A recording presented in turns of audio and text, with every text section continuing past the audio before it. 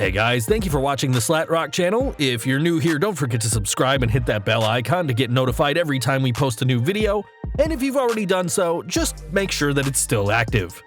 Today we present you 7 WWE wrestlers who never get enough credit. Number 7. Ivory, a pioneer that WWE hardly mentions. In the annals of WWE history, it stars like Trish Stratus and Lita who are seen as the original pioneers of the women's revolution. Both superstars have no doubt earned their Hall of Fame status, with the duo being part of the first female main event in Raw history. However, it's obvious that Ivory, who has never been showcased by the company as much as Trish and Lita, deserves the spotlight just as much. Debuting in 1999, Ivory started as just another diva in the locker room before reaching her peak in The Right to Censor. As part of the group, she became the opposite of what fans wanted from her, promoting abstinence at a time where the company was focused on sex appeal. Establishing herself as the top female heel, Ivory backed up her bravado, becoming the best female wrestler of the time, even when she was sadly overlooked. In an era where blonde hair was far more important than actual wrestling skill, Ivory stood out as a veteran talent who could both talk and grapple, leading the 3 turns as the WWE Women's Champion. Despite being inducted into the WWE Hall of Fame in 2018, it's a real shame that such a pioneering woman is often overlooked, and while others pushed to give divas a chance in 2015, it was Ivory who aimed to give women a chance. Number 6. Bearcat Wright, the first official African-American world champion. It's a sad truth that most wrestling fans have never heard of Bearcat Wright, despite the Jamaican breaking boundaries when it came to race in wrestling. While Ron Simmons is regarded as the first African-American world champion, winning the WCW title in 1992, some give the credit to Bobo Brazil, who won the NWA championship 30 years prior, though his reign is unrecognized. However, the actual honor belongs to Bearcat, who defeated Classy Freddie Blassie in 1962 for the WWA championship. Even before he held the gold, Bearcat became a hero of the black community in wrestling, refusing to compete at segregated shows, a bold act that led to Wright being temporarily suspended by the Indiana State Athletic Commission. Things got worse for him after winning the WWA title, as Wright was quickly deemed unprofessional, which severely hurt his reputation in the industry, as his incredible achievement quickly became forgotten about even after his death in 1982. Though the Jamaican did get some recompense upon being inducted into the WWE Hall of Fame, his induction into the oft-overlooked Legacy Wing means his career still flies under history's radar, despite Wright being the trailblazer for future African-American stars like Booker T, Bobby Lashley, and The New Day. Number 5. Buddy Rogers, the real Nature Boy. When you hear the name Nature Boy, you probably think of the incredible career of Ric Flair, whose extravagant lifestyle and in-ring ability turned him into one of the greatest superstars ever. But before Flair was racking up world championships and Hall of Fame rings, it was Buddy Rogers who held the Nature Boy moniker, and rightly so.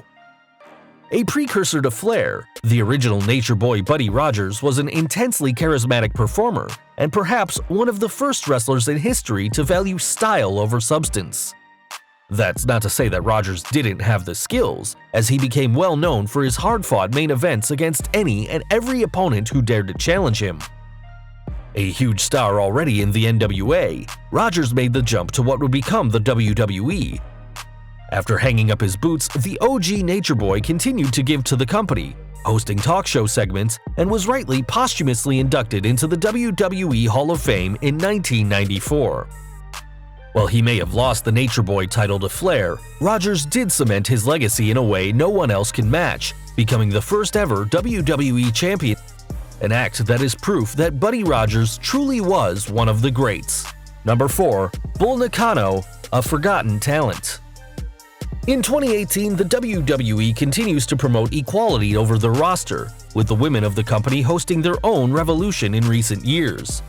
But long before WWE's Women's Revolution, something similar had already happened in Japan, where many all-female promotions were being praised, and with Bull Nakano leading the way. Winning her first championship aged just 15, Nakano showed her determination to be a global star, leaving her spotlight in Japan to wrestle in the US for the WWE. Alongside Alundra Blaze, who is appropriately respected by the company as a legend, Nakano wrestled some of the first truly great matches contested over the Women's Championship throughout the winter of 1994. Granted, Nakano wasn't the first Japanese woman to go stateside, with the Jumping Bomb Angels making their presence known in the 1980s, though they too seem to have been forgotten, as it has been decades since the company cared about women's tag wrestling. As a former champion who helped give fans their first glimpse of great female wrestling, Nakano could at least get a mention for the Hall of Fame, yet the company continues to never acknowledge her at all, despite it being obvious that Nakano paved the way to bring the Japanese style to America.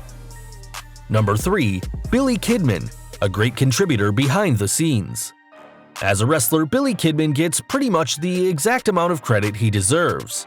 Joining WCW in 1996, Kidman remained loyal to the company during the Monday Night Wars, feuding with everyone from Perry Saturn to Hulk Hogan, with Kidman defeating the Hulkster in 2000 in what he claimed to be the true death of Hulkamania. Spoilers, it wasn't. After the company folded in 2001, Kidman joined the WWE, capturing the Cruiserweight Championship multiple times before transitioning to a backstage role as a road agent and producer. While the company has dozens of former superstars in similar positions to Kidman, it's clear he has one of the toughest jobs in all of live television. Even though the WWE works under the role of anything can happen, the company does have to answer to networks, who have very strict rules on when the action needs to stop.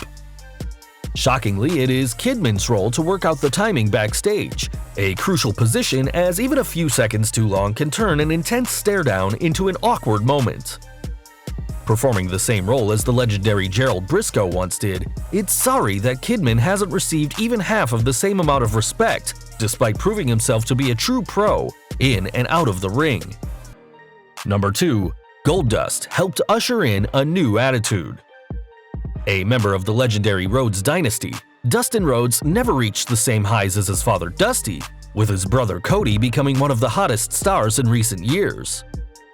But the Bizarre One deserves more credit than he's ever given, as whether fans realize it or not, this grandson of a plumber helped WWF reach its most successful time. In 1995, it was clear that the cartoonish, wacky characters of the new generation weren't working, with stars like Mantar and Aldo Montoya failing to compete with the ever-growing presence of WCW. Enter Goldust, decked head to toe in gold, spouting movie quotes and pushing the envelope of what was allowed on TV. The character became an overnight sensation, with fans and opponents constantly confused by what this strange man would do next. The original envelope pusher, it wasn't long before Goldust was overshadowed by bigger stars who also pushed the limits of what was allowed on TV, with the company's new Attitude Era becoming arguably their most successful period in history. After he established himself, it wasn't long before Mankind came along and took the idea of a crazy wrestler giving long speeches to what he believes was an intelligent audience even further. Outside of the Attitude Era, Rhodes has continued to give to the company, working for the WWE for around 20 years, and while some angles have been better than others, no one can argue that Goldust helped shape the company into what it is today. Number 1. Toots Mondt, the father of sports entertainment. If you believe Vince McMahon, his father pretty much created the WWE universe by himself, ruling the show in the exact same way his son does today. The truth, however, is that Vince Sr. was not as ruthless as his son, gathering aides and allies, and wasn't afraid to ask for help. Chief amongst those allies was Toots Mondt, who invented what we call sports entertainment long before the McMahon family entered the picture.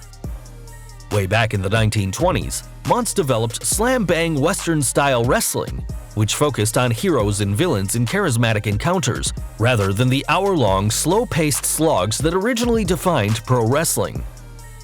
Instantly, Mondt faced trouble, with many collaborators seeing this new tone as disrespectful to the sport, though Vince Sr. was one of the few who trusted his vision.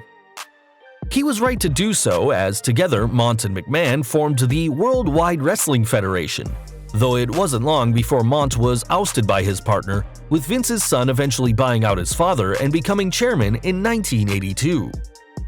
Mondt was eventually inducted into the WWE Legacy Hall of Fame in 2017, though the integral contributions he made to the WWE and pro wrestling as a whole continues to be downplayed, leaving Mondt tragically unknown to most fans. Well guys, that's our list. What other wrestlers never get enough credit? Let us know in the comments below. If you like this video, don't forget to check out our previous video, 15 WWE Superstars Who Deserve a Push in 2019. Also check out our other high-rated videos by clicking in the upper right-hand corner or down in the description field. If you like this video, don't forget to hit that thumbs up button, hit that subscribe button and the bell icon to get notified every time we post a new video. You can follow us on Facebook and Twitter, and as always, thank you for watching.